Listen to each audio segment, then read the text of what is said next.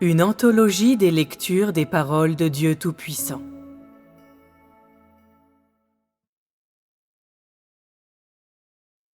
Que connais-tu de la foi ?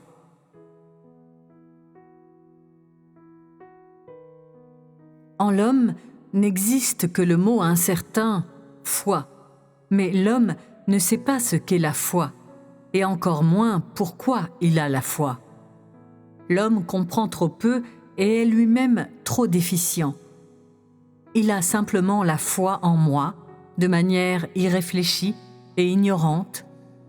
Bien qu'il ne sache pas ce qu'est la foi, ni pourquoi il a foi en moi, il continue de croire de manière obsessionnelle. Ce que je demande à l'homme, ce n'est pas de simplement faire appel à moi de manière obsessionnelle ou de croire en moi d'une manière distraite. Car j'accomplis mon œuvre pour que l'homme me voie et apprenne à me connaître, non pour qu'il soit impressionné par moi et me regarde d'une nouvelle façon à cause de mon œuvre. J'ai déjà fait de nombreux signes et prodiges, et j'ai accompli de nombreux miracles. Les Israélites, à l'époque, m'ont témoigné une grande admiration et ont beaucoup vénéré mon exceptionnelle capacité de guérir les malades et exorciser les démons. À l'époque, les Juifs pensaient que mes pouvoirs de guérison étaient magistraux et extraordinaires. Grâce à beaucoup de ces actes que j'accomplissais, ils me regardaient tous avec respect. Ils ressentaient une grande admiration pour tous mes pouvoirs. Donc, tous ceux qui me voyaient faire des miracles me suivaient de près, de sorte que des milliers m'entouraient pour me voir guérir les malades. Je faisais beaucoup de signes et des prodiges. Pourtant, l'homme me considérait simplement comme un médecin de grande classe. Je donnais aussi beaucoup d'enseignements à ces gens à l'époque, mais ils me considéraient simplement comme un enseignant supérieur à ses disciples. Même à ce jour, après que les hommes ont vu les documents historiques de mon œuvre, leur interprétation continue d'être que je suis un grand médecin qui guérit les malades et un enseignant pour l'ignorant. Et ils ont décidé que je suis le miséricordieux Seigneur Jésus-Christ. Ceux qui interprètent les Saintes Écritures ont peut-être dépassé mes compétences de guérison, ou sont peut-être même des disciples qui ont maintenant dépassé leur maître. Pourtant, ces hommes de grande renommée, dont les noms sont connus dans le monde entier, me considèrent si bas comme un simple médecin. Mes actes sont plus nombreux que les grains de sable sur les plages, et ma sagesse supérieure à celle de tous les fils de Salomon. Et pourtant, les hommes me considèrent simplement comme un médecin sans importance et un enseignant de l'homme, qui est inconnu. Combien croient en moi seulement pour que je les guérisse ? Combien croient en moi seulement pour que j'utilise mes pouvoirs pour chasser des esprits impurs de leur corps ? Et combien croient en moi seulement pour recevoir de moi de la paix et de la joie ? Combien croient en moi seulement pour exiger de moi plus de richesses matérielles? Et combien croient en moi juste pour passer cette vie en toute sécurité et être sains et saufs dans le monde à venir? Combien croient en moi seulement pour éviter les souffrances de l'enfer et recevoir les bénédictions du ciel? Combien croient en moi seulement pour avoir le confort temporaire, mais ne cherchent pas à gagner quoi que ce soit dans le monde à venir? Lorsque j'ai fait descendre ma fureur sur l'homme et saisi toute la joie et la paix qu'il possédait à l'origine, l'homme est devenu douteux. Quand j'ai fait voir à l'homme la souffrance de l'enfer et repris les bénédictions du ciel, la honte de l'homme s'est transformée en colère. Quand l'homme m'a demandé de le guérir et que je l'ai ignoré et ressenti de l'aversion pour lui, l'homme s'est éloigné de moi et a cherché le chemin des sorciers et de la sorcellerie.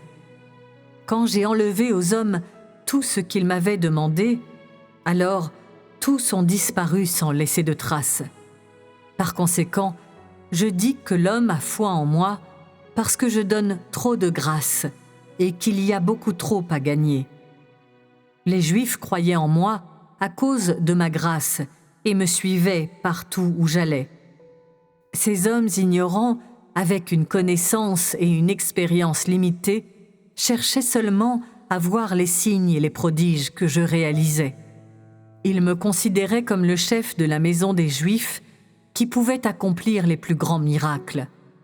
Ainsi, lorsque j'exorcisais les démons des hommes, ils parlaient entre eux dans une grande confusion, disant que je suis Élie, que je suis Moïse, que je suis le plus ancien de tous les prophètes, que je suis le plus grand de tous les médecins.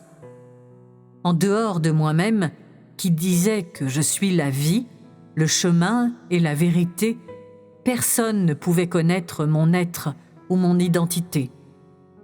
En dehors de moi-même, qui disais que le ciel est le lieu où vit mon Père, personne ne savait que je suis le Fils de Dieu et Dieu lui-même. En dehors de moi-même, qui disais que je vais apporter la rédemption à toute l'humanité et la rançon de l'humanité, personne ne savait que je suis le Rédempteur de l'humanité. Les hommes ne me connaissaient que comme un homme bienveillant et compatissant. Et en dehors de moi-même, qui pouvait expliquer tout ce qui me concernait, personne ne m'a reconnu et personne n'a pensé que je suis le Fils du Dieu vivant. L'homme n'a que ce genre de foi en moi et se joue de moi de cette façon. Comment l'homme peut-il témoigner de moi quand il a de telles impressions de moi ? L'homme a foi en moi, mais ne peut pas me rendre témoignage, et avant que je ne me fasse connaître, l'homme ne peut pas témoigner de moi. L'homme voit seulement que je dépasse les créatures et tous les saints, et voit que l'œuvre que je fais ne peut pas être faite par les hommes. Ainsi, des Juifs aux hommes de nos jours, toute personne qui a vu mes actes glorieux est tout simplement pleine de curiosité à mon égard. Pourtant, la bouche d'aucune créature n'a pu me rendre témoignage. Seul mon Père m'a rendu témoignage. Il a tracé un chemin pour moi parmi toutes les créatures. Sinon, peu importe la manière dont je travaillais, l'homme n'aurait jamais su que je suis le Seigneur de la création, car l'homme ne sait que prendre et n'a pas foi en moi grâce à mon œuvre. L'homme ne me connaît que parce que je suis innocent et exempt de péché, parce que je peux expliquer de nombreux mystères, parce que je suis au-dessus de la multitude, ou parce que l'homme a beaucoup profité de moi. Pourtant, rares sont ceux qui pensent que je suis le Seigneur de la création. Voilà pourquoi je dis que l'homme ne sait pas pourquoi il a foi en moi. Il ne connaît pas le but ou la signification d'avoir la foi en moi. L'homme n'est pas suffisamment réel, et cela le rend presque indigne de me rendre témoignage. Vous avez trop peu de vraie foi et avez acquis trop peu, donc votre témoignage est trop faible. De plus, vous comprenez trop peu et êtes trop déficient, et cela vous rend presque inapte à témoigner de mes actes. Votre résolution est en effet considérable, mais êtes-vous certain que vous serez en mesure de témoigner avec succès de l'essence de Dieu? Ce que vous avez vécu et vu surpasse ce que les saints et prophètes de jadis ont vu et vécu. Mais êtes-vous en mesure de rendre un plus grand témoignage que les paroles de ces saints et prophètes de jadis? Ce que je vous donne maintenant dépasse Moïse et est plus grand que David. Alors je demande que votre témoignage surpasse celui de Moïse et que vos paroles soient supérieures à celles de David. Je vous donne au centuple, alors, de même, je vous demande de me rembourser de la même manière. Vous devez savoir que je suis celui qui donne la vie à l'humanité, et c'est vous qui recevez la vie de moi et devez me rendre témoignage. C'est votre devoir que je vous confie et que vous devriez faire pour moi. Je vous ai conféré toute ma gloire, et je vous ai conféré la vie que le peuple élu, les Israélites, n'a jamais reçue. En toute justice, vous devriez me rendre témoignage, me consacrer votre jeunesse et donner votre vie pour moi. Celui à qui je conférerai ma gloire devra me rendre témoignage et donner sa vie pour moi. Cela a été prédestiné depuis longtemps. C'est votre chance que je confère ma gloire sur vous, et votre devoir est de témoigner de ma gloire. Si vous croyez en moi seulement pour avoir de la chance, alors mon œuvre n'aurait pas eu beaucoup de signification et vous n'accompliriez pas votre devoir. Les Israélites n'ont vu que ma miséricorde, mon amour et ma grandeur, et les Juifs, ma patience et ma rédemption. Ils n'ont vu que très peu de l'œuvre de mon esprit. Leur niveau de compréhension était peut-être simplement un 10 000e de ce que vous avez vu et entendu. Ce que vous avez vu dépasse même ce qu'ont vu les principaux sacrificateurs parmi eux. Aujourd'hui, la vérité que vous avez comprise surpasse la leur. Ce que vous avez vu ce jour dépasse ce qui était vu à l'ère de la loi, ainsi qu'à l'ère de la grâce, et ce que vous avez vécu dépasse même ce que Moïse et Élie ont vécu. Car ce que les Israélites ont compris n'était que la loi de l'Éternel, et ce qu'ils ont vu n'était que le dos de l'Éternel. Ce que les Juifs ont compris n'était que la rédemption de Jésus. Ce qu'ils ont reçu n'était que la grâce accordée par Jésus. Et ce qu'ils ont vu n'était que l'image de Jésus dans la maison des Juifs. Ce que vous voyez aujourd'hui, c'est la gloire de l'Éternel, la rédemption de Jésus et tous mes actes de ce jour. Vous avez également entendu les paroles de mon esprit, apprécié ma sagesse, appris à connaître ma splendeur et connu mon tempérament. J'ai également partagé tout mon plan de gestion avec vous. Ce que vous avez vu n'est pas seulement un Dieu aimant et miséricordieux, mais un Dieu qui est rempli de justice. Vous avez vu ma merveilleuse œuvre et su que je suis rempli d'une colère féroce et de majesté. En outre, vous avez su que j'ai déjà déversé ma fureur déchaînée sur la maison d'Israël, et aujourd'hui, c'est votre tour. Vous avez compris davantage de mes mystères dans le ciel qu'Ésaïe et Jean. Vous en savez plus sur ma beauté et ma respectabilité que tous les saints des générations précédentes. Ce que vous avez reçu n'est pas seulement ma vérité, mon chemin, ma vie, mais la vision et la révélation supérieure à celle de Jean. Vous avez compris beaucoup plus de mystères et avez également vu mon vrai visage. Vous avez accepté plus de mon jugement et connu plus de mon tempérament juste. Donc, bien que vous soyez nés dans les derniers jours, votre compréhension est celle de l'ancien et du passé. Vous avez aussi connu ce qui est de ce jour, et cela a été accompli par ma main.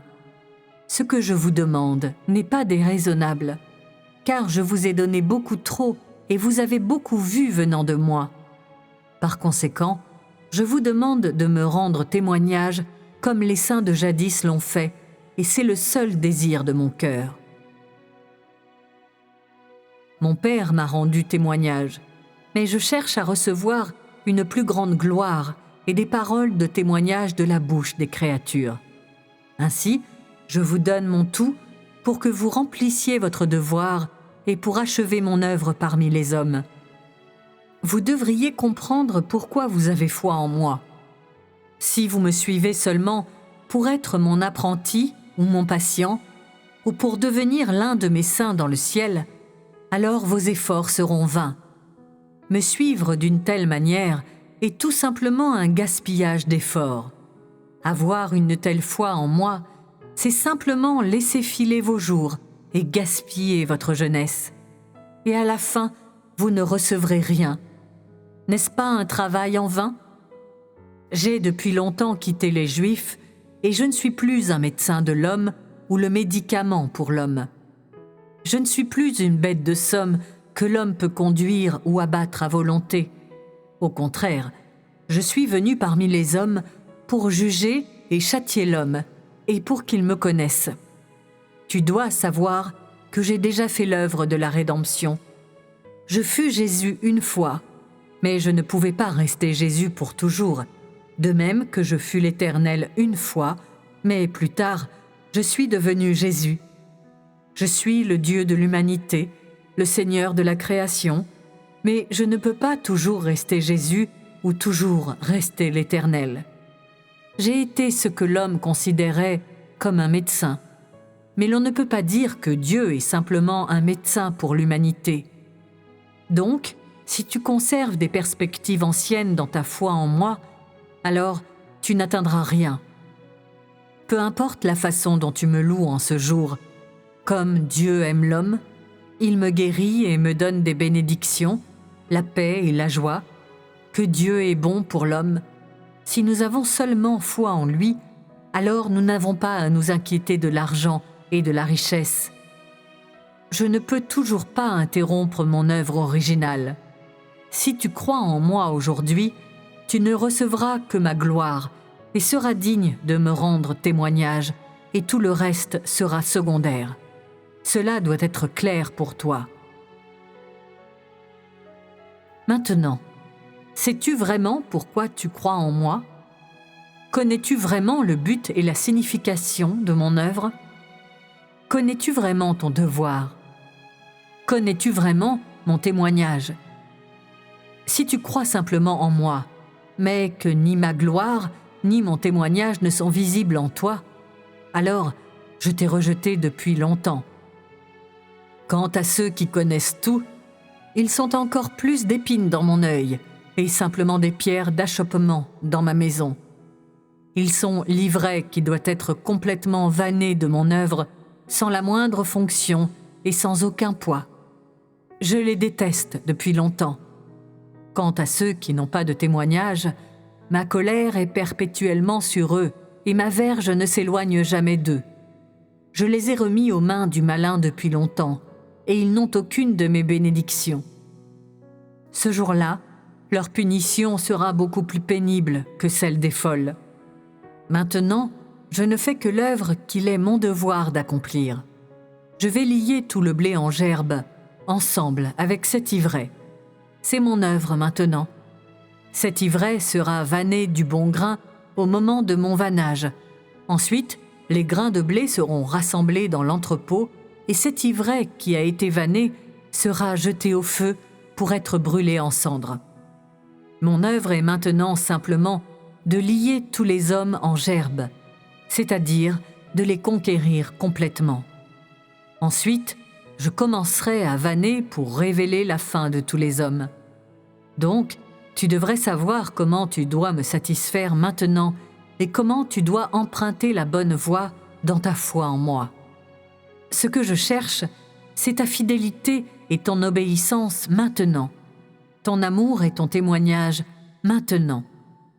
Même si tu ne sais pas en ce moment ce que le témoignage est ou ce qu'est l'amour, tu dois me donner tout ton être et me remettre les seuls trésors que tu as, ta fidélité et ton obéissance. Tu dois savoir que la preuve de ma victoire sur Satan se trouve dans la loyauté et l'obéissance de l'homme, tout comme la preuve de ma conquête complète de l'homme. Le devoir de ta foi en moi est de témoigner pour moi, de m'être fidèle et à personne d'autre, et d'être obéissant jusqu'à la fin. Avant que je commence la prochaine étape de mon œuvre, comment me rendras-tu témoignage? Comment seras-tu fidèle et obéissant envers moi? Consacreras-tu toute ta fidélité à ta fonction ou vas-tu simplement abandonner? Souhaiterais-tu plutôt te soumettre à toutes mes décisions, que ce soit la mort ou la destruction, ou fuir à mi-chemin pour éviter mon châtiment? Je te châtie afin que tu me rendes témoignage et que tu me sois fidèle et obéissant. En outre, le châtiment à l'heure actuelle est d'inaugurer la prochaine étape de mon œuvre et de permettre à l'œuvre de progresser sans entrave. Par conséquent, je t'exhorte à être sage et à ne pas traiter ta vie ou la signification de ton existence comme du sable sans valeur. Peux-tu savoir exactement ce que sera ma prochaine œuvre? Sais-tu comment je travaillerai dans les jours à venir et comment mon œuvre se déroulera? Tu dois connaître la signification de l'expérience que tu as de mon œuvre et, en outre, la signification de ta foi en moi. J'ai tant fait. Comment pourrais-je abandonner à mi-chemin comme tu l'imagines? J'ai accompli une œuvre si vaste. Comment pourrais-je la détruire? En effet, je suis venu mettre fin à cette ère. Cela est vrai. Mais en plus, tu dois savoir que je vais commencer une nouvelle ère, une nouvelle œuvre, et surtout répandre l'évangile du royaume. Ainsi, tu dois savoir que l'œuvre maintenant consiste seulement à commencer une nouvelle ère, à jeter les bases pour la diffusion de l'évangile et pour amener cette ère à son terme dans le temps à venir. Mon œuvre n'est pas si simple que tu le penses, ni n'est-elle sans valeur ou sans importance comme tu peux le croire. Par conséquent, je te le dis comme avant, tu dois donner ta vie pour mon œuvre, et plus encore, tu dois te consacrer à ma gloire. En outre, que tu me rendes témoignage, c'est ce que j'ai tant attendu, et plus encore, j'ai instamment désiré que tu répandes mon évangile. Tu devrais comprendre ce qu'il y a dans mon cœur.